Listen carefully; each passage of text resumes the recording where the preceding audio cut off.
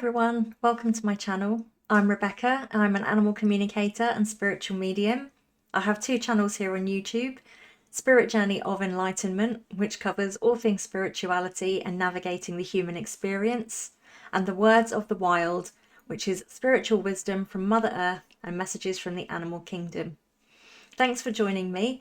I look forward to speaking more with all of you as we build a community here. Let's get into it. So today I want to talk about kind of waking up and setting foot on the spiritual pathway.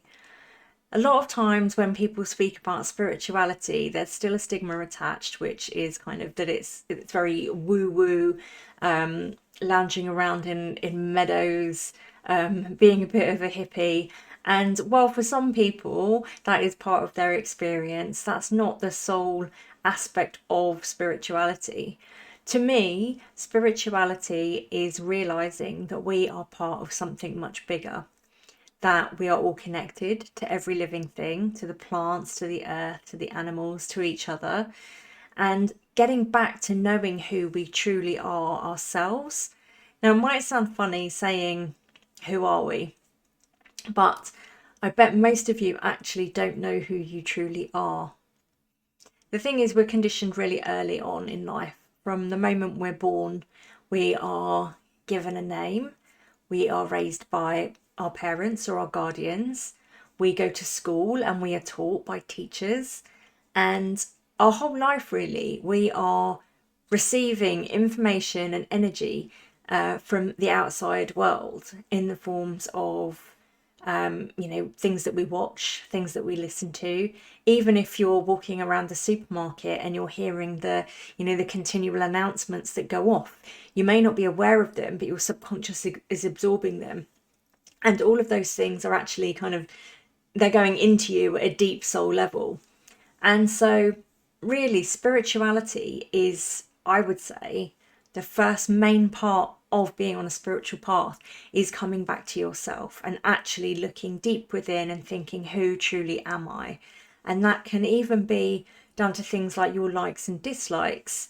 Quite often you might have things that you don't like just because somebody that you admire doesn't like. I remember, especially when I was a lot younger, having favourite TV or film stars and hearing that they didn't like certain things. Then I was like, oh, because I like them, I want to be like them. I don't like that either. And also down to fears. Now, fears can be from a number of places. Fears can be inherited. So they can come from past life trauma, from ancestral trauma. So they're things that kind of in this incarnation we aren't really aware of. We don't know where it came from. We just know that we're afraid of things. For example, you might be afraid of drowning. You've never had a close experience where you've nearly drowned, but you're just deathly afraid of drowning. And that can be from a past life where perhaps you did drown and that's how your life in that lifetime ended. It can also be fears that are inherited perhaps from parents or guardians. Say if one of them was afraid of spiders and as a child you grew up and in the house that you grew up in, every time a spider was seen, that adult would freak out and be afraid. That energy was going into your energetic field and subliminally programming you to believe that spiders are scary and you need to be afraid. So part of finding out who you are is kind of unraveling all of the layers that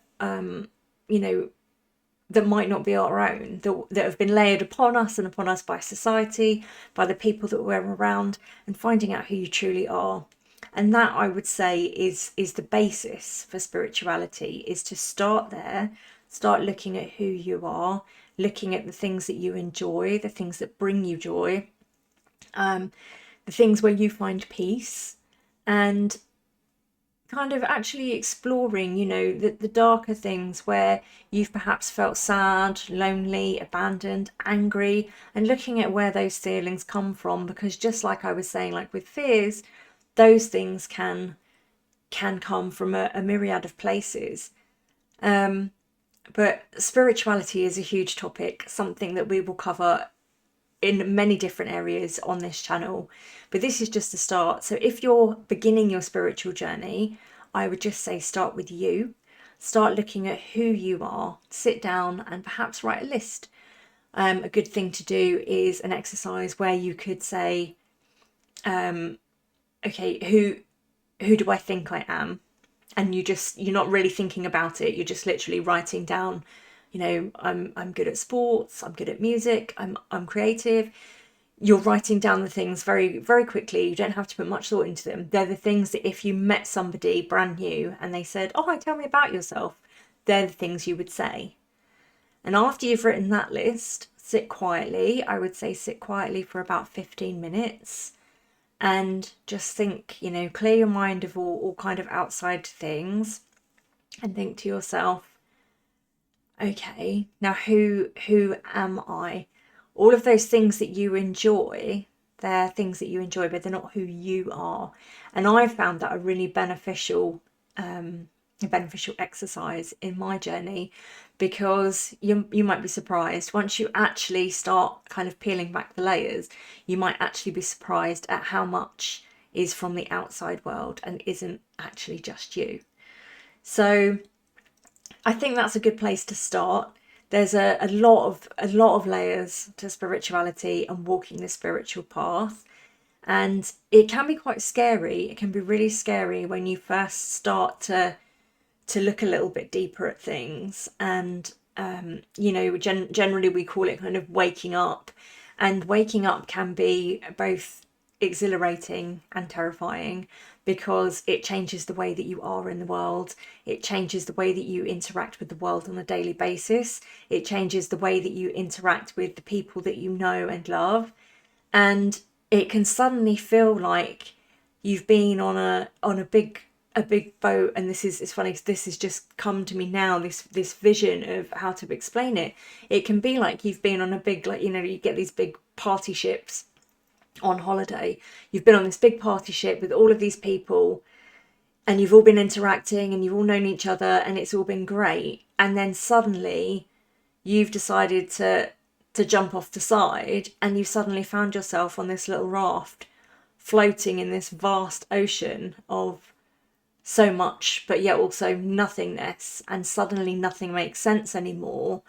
And you're seeing the boat with all the people and all the things you knew on it kind of drifting slightly out of focus. And it can be quite scary, because you think you can't, the problem is you can't go back to sleep. And that's one of the hardest things. And it's one of the hardest things that I've found on my journey, and I still struggle with it. Sometimes I think I wish I could go back to not knowing what I know.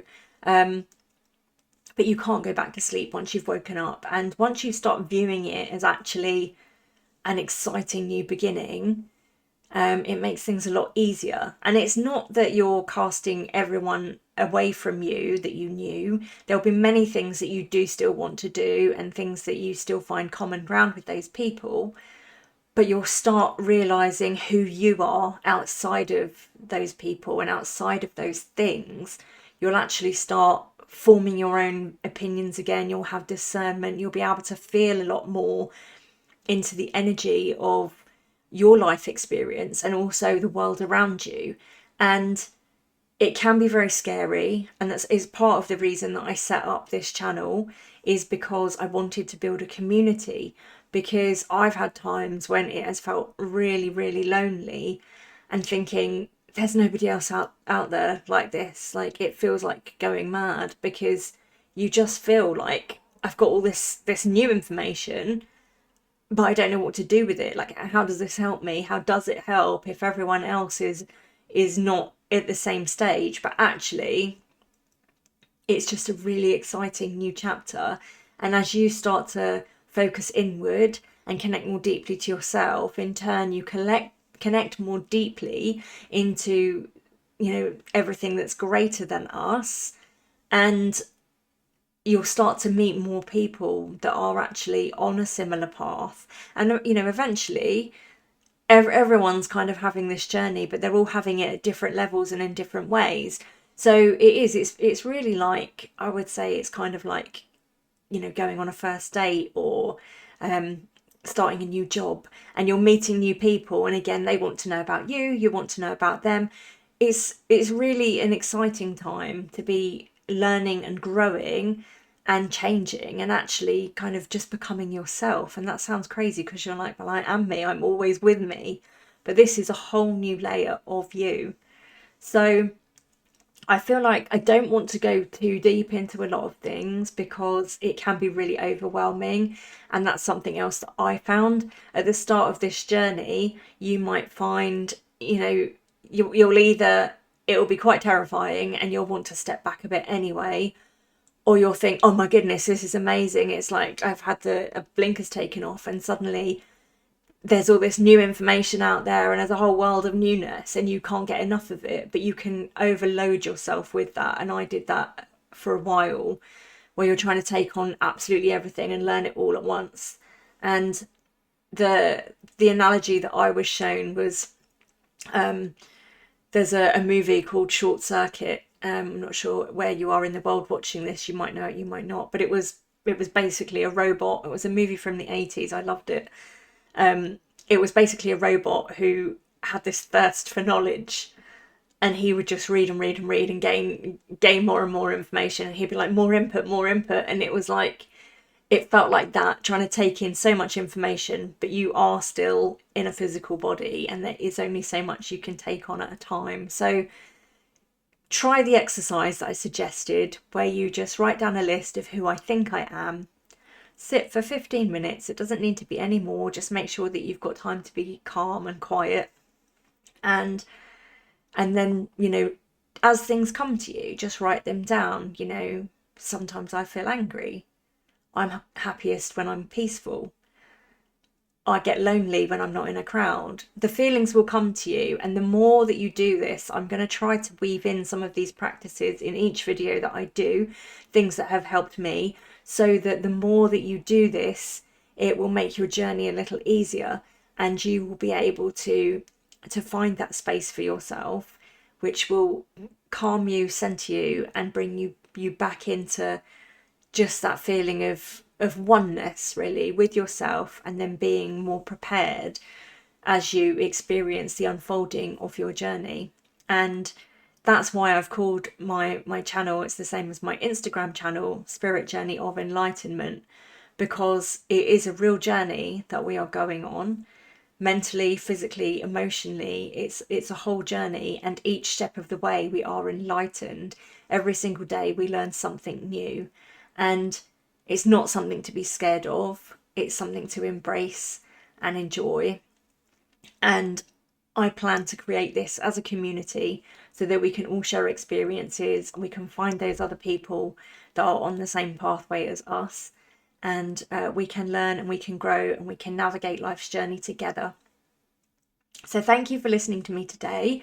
I'm really excited to be sharing more of my work with you here. It's a little easier as there's not so much restrictions on time frames as there is with my Instagram videos. But all of my links for my social media are in the description. You can follow me on Instagram. You can follow my other channel, The Words of the Wild, here on YouTube, if you would like to know more about my work as an animal communicator and speaking with Mother Earth. And please like, share and subscribe if my content resonates with you. Thanks for listening, and I'll speak to you again soon.